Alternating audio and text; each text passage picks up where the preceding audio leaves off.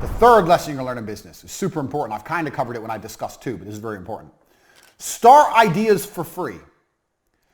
People come to me all the time, Andrew, I have an idea for a business. Maybe you need a small investment. It's normal. Let's say you're developing an app, you need to invest in the app, something. That happens. But a lot of people ask for insane amounts of money. 50 grand, 100 grand, 200 grand, to start my business. You can start businesses very, very cheaply if you do it the right way. One thing that I want to add that might be a sort of a game changer for many of you, or at least change your mind about something. Tate gets this probably infinitely more than I get it, and I get it a lot. I get a lot of people saying, hey, Arno, I got this idea. I got a great idea. Everyone has ideas. Ideas are basically shit. They're a dime a dozen. Everyone has ideas. Usually, I'm not even talking about the quality of the idea. Maybe you have the best idea on the face of the planet. I don't know. Usually the ideas are shit as well. But let's say, just for argument's sake, that you have an amazing idea. The idea in itself is worth very little. One of the most annoying things that I get is that people say, I got this idea and I want to sell it. Got this idea, I want to get paid for it. Got this idea and I want someone to do something with that for me. Then you don't understand. Like, the idea in itself is worth nothing. Zero. Nothing. If you start a makeup company this way, you need minimum 200 grand. You need an office, you need logos, you need trademarks, you need stock, you need staff, you need company incorporation, you need tax, you need accountants, you need advertising budgets. You need 200 grand, 200K to start this business. If you start business this way, make a website, put some pictures on there, pretend you've got a whole bunch of stuff you ain't got, and start getting money in, you can start this business for 5 grand. Let's say for the website. 5 grand. That's 195 grand difference. Now, the problem with this business is you're going to start getting money in and you're not going to have any way to fulfill the orders. But back to business lesson number 1, because you're a fast worker, because you're industrious, because you work with speed, you'll find a way to fulfill the orders. Hey, listen, worst case, you give them the money back. Worst case, you refund them. But at least with this idea, you can test the viability of your plan, 1. And 2, you're not in the hole. So let's assume both companies are bound to fail. Here you've lost 5 grand. Here you've lost 200 grand. Very important point, by the way. A lot of ideas that you're going to test are going to fail. It's just a thing. Like no one has 100% success rate. No one comes even close. And that's absolutely fine. And the example that he gives with the idea, testing the idea, costing 5K, probably it's even cheaper, right? You know, you set up the website, test out the idea. Maybe you can even do it for $500. Possible. Just run the ad, see if there's demand, etc. The main gist of what he's trying to say is test cheaply. Make sure that you don't bet the farm on your idea, because many times, for whatever reason, it doesn't work out. Absolutely fine. Just keep going. Test on a small scale. Super, super important. Why risk all that money when you can do it cheap? Also, with 5 grand startups, you can now, for the same price as starting one company, you can now start 40 companies. One of them's going to work because they're 5 grand each to start. One of them's going to work.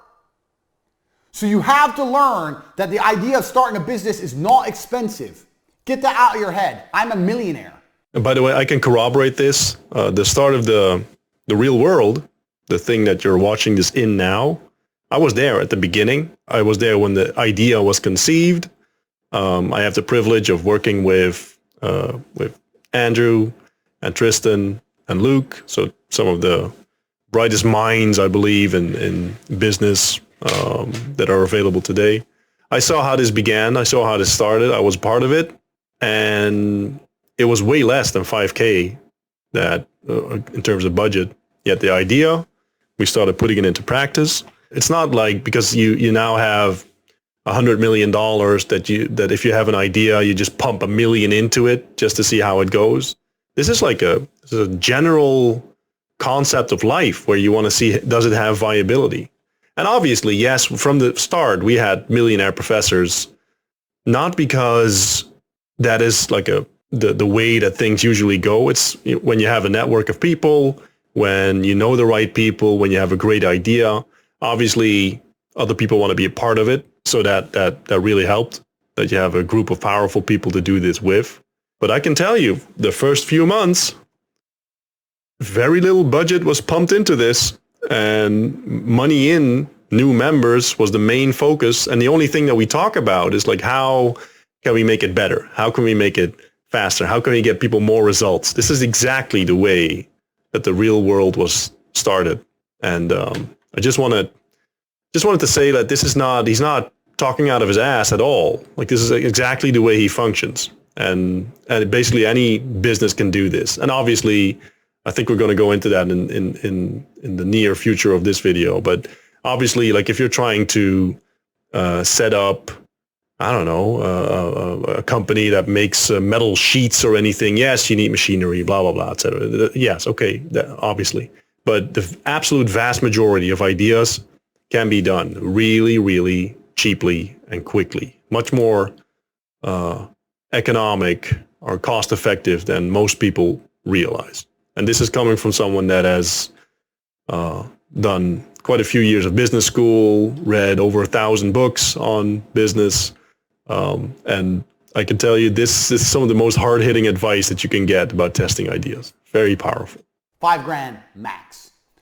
I'll spend $5,000, and if I see money coming in, maybe I'll invest some more. Or when the money starts coming into the makeup company, you might reinvest all the money. That's fine, because that ain't your money. That's money you're making. You can build a company off the money you're bringing in from the company and never spend your own money. Mr. Beast, the famous YouTuber, I think he basically said this in an interview where he made money with a video, and all of the money he made basically got rolled into the next video, the next idea. Very clever, very obsessed individual in a good way. That's how you launch a company. Now, every time I say this, people go to me, oh, well, what about this? What about that?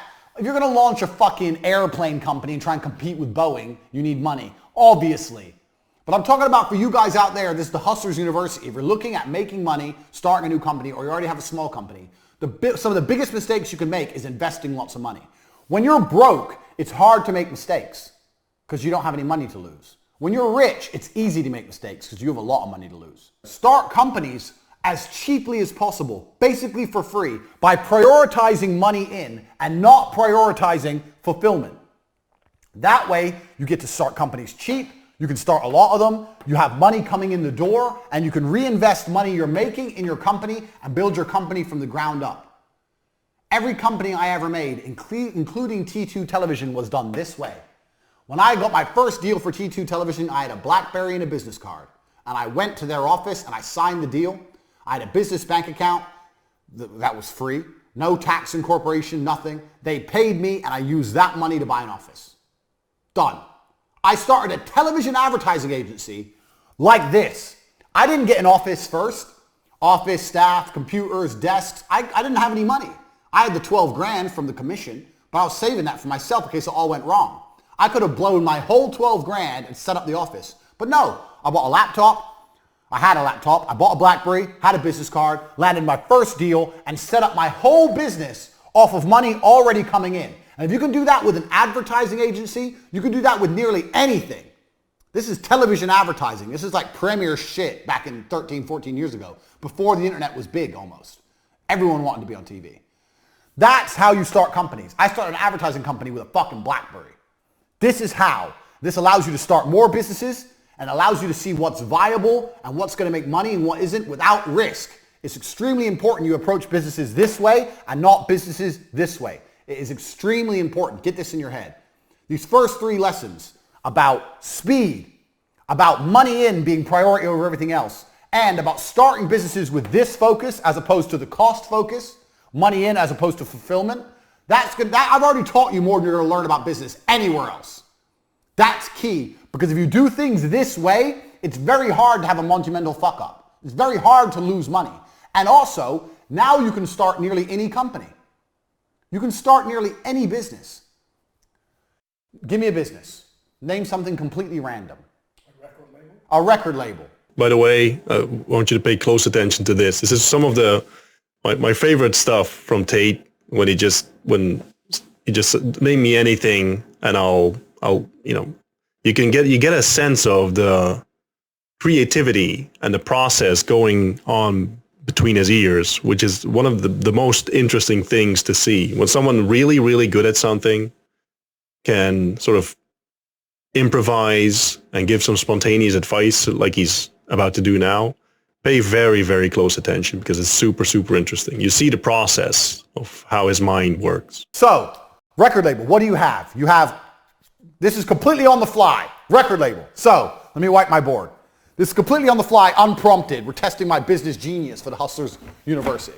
Let me clear my beautiful diagram here. Right, so how does a record label make money? Make. We have make and we have costs. So a record label makes money by selling records, correct? I've never run a record label, so I might be wrong. So you have to sell records. Now, a record label is a digital product, so it's actually harder than makeup, because how can you sell records you don't have? So what I'd be looking to do first thing is test my distribution channels. So costs, you need to find records you can instantly supply, unlike a makeup company. So you need to find artists which are, I wouldn't say struggling, but there's certainly, you need to go out there and find some artists which don't want money up front. So you need to work out some kind of commission deal with artists and say, look, we're going to give you X amount on the basis of the sales. So you have to find, we're going to put broke boys. Because it doesn't, you know what, at this point, especially with a record label, although you need good quality artists to have a good reputation as a record label, if you have shit ones at the beginning, it doesn't really matter. If you have some shit ones and you sign Rihanna later on, is anyone going to be like, oh, they have Rihanna now, but 3 years ago they had that crap band no one's heard of. They ain't going to care. It's not going to damage your reputation. So at this point, you can just get broke boys. Get broke boys, offer them a commission deal to try and sell records. So let's say we're selling a record for £1. Let's say it's a 50-50 split, 50-50. Now you've got distribution channels. How are you going to sell the records? Where are you going to sell them? Apple Music, Spotify, whatever. You have to test the distribution channels, test them out. Test out an independent distribution channel. So let's say you do all the traditional distribution, traditional stuff. And let's say you want to try and sell some stuff independently. So let's say you start a website or you go on, is MySpace still even a thing for music? No, what's the other one? SoundCloud or something like that. Yeah, so there's a few other abstract ways you can try and sell money. You can try and sell records. Let's say through their own website or through SoundCloud, through some of the other ones. You can try some abstract methods. Now here's what I would do. I'm running a record label. I find broke boys. Broke boys agree to go a 50-50 split. I promise to sell loads of records. You have to promise. This is your job. So I promise to sell fucking 100,000 records a month. Some bullshit. I promise. I'd lie. This is what I do all the time. No big deal. 100,000 a month. Easy, easy, easy. I'd get them. I'd put them across all the distribution channels. I'd see how many we sell. Pay attention, by the way, because you might get the wrong message. I don't want you to pick up from this that just lie. That's not the point. The point is you sell the dream, and you come in to the partnership, you come into the interaction, you come into the transaction by making it clear what your intentions are, and by being confident in the fact that you can pull it off. Now, obviously, pulling it off is the next step, but we need to clear this hurdle first. I see a lot of people messing it up, trying to get their first sales job or trying to get a partnership, and then they actually say, yeah, I've never done this before. You're going to be like the first, but I'm sure like I'm going to learn quick, and I'm confident. Well, no, of course you're not. You don't want to, if you go into like an operating, if you have an operation, like let's say a medical procedure, right?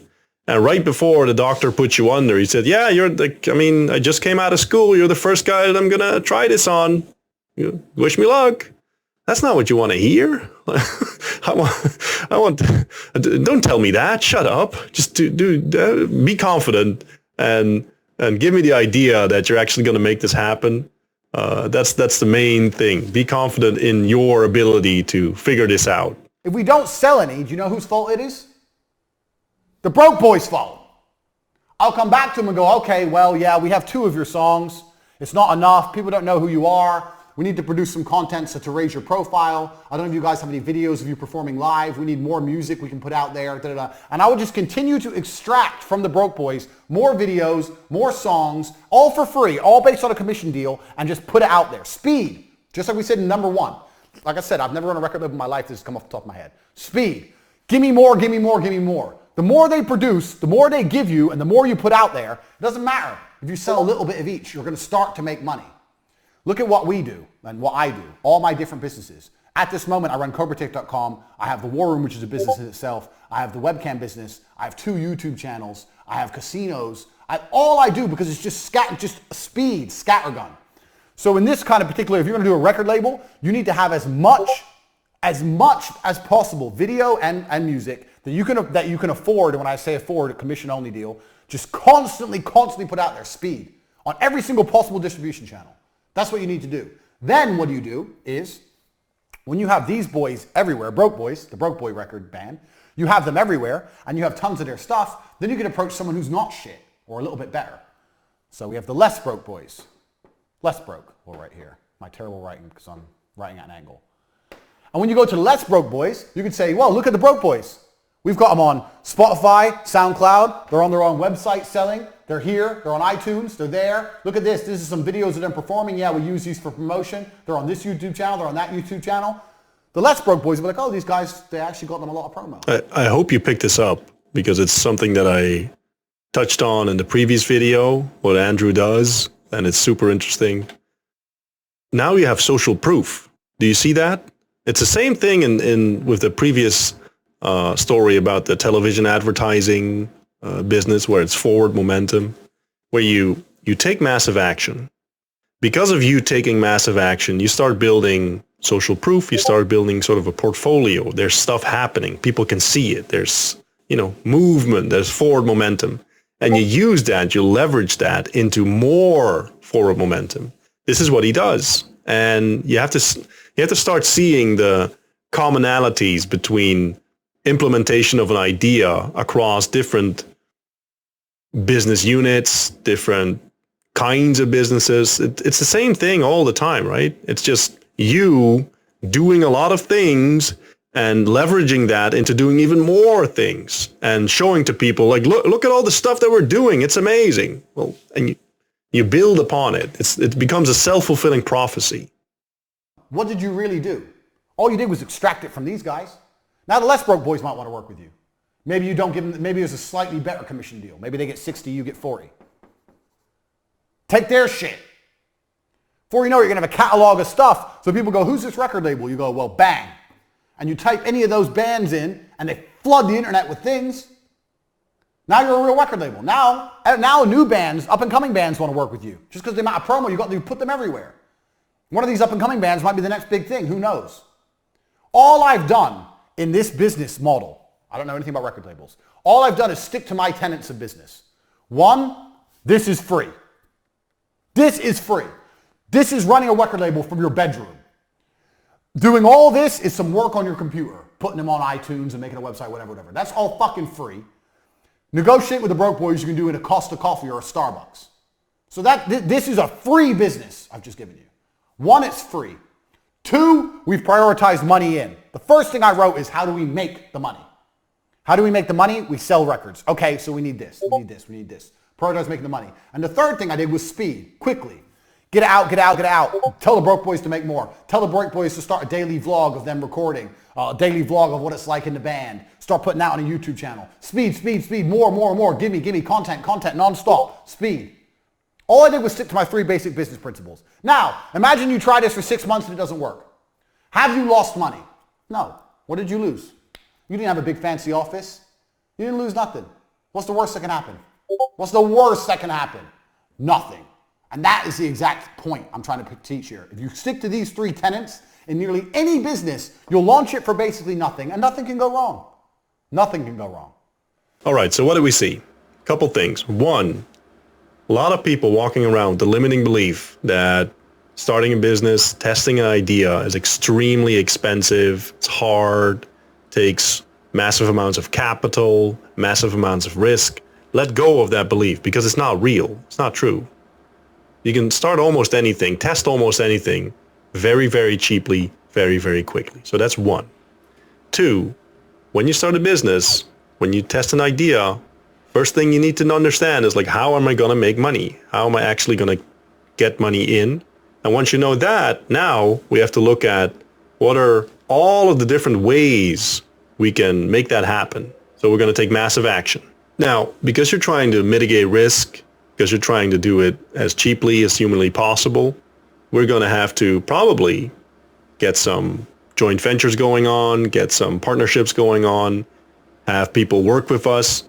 When you do this, and when you're trying to sell your idea, trying to sell the dream, you want to be confident in you being able to actually deliver on your promises. What you want to do is basically say, this is what we're going to do. It's going to be awesome. We're going to take it to this level. We're going to go for it. It's going to be great. And that's what you're trying to do. You're selling the dream. Because, again, it's a self-fulfilling prophecy. Because now you know how you're going to make money. You know roughly what actions you're going to take. You're building a portfolio of people that you're working with. And you sort of roll it forward like a snowball off the hill. And you're trying to get momentum, trying to get it off the ground. And after taking massive action, you're going to have a portfolio. You're going to have something to show, to point at, like, see, this is all the stuff that we're doing.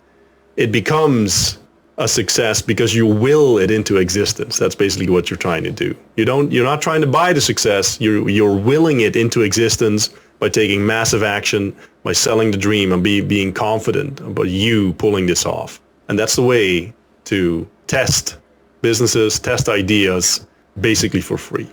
No risk. Now go for it.